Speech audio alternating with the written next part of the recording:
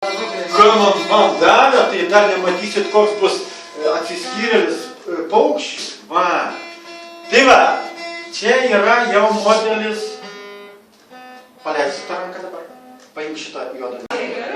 Po vestuvių atvažiavus į dvarą pradėjo visur uostinėti. Nu tikrai, tai mes patraukėm dabar po vestuvių. Nu gerai, va, čia stovi ponios. Ne, čia yra ponai, o ten ponės, atsimena, šokti eina. Kepurinės. Jo? Va, viskas eina atblok. Dukrelį. Va, dabar prieik. Priniekai. Va, žiūrėk. Su juo prašau. Didelių.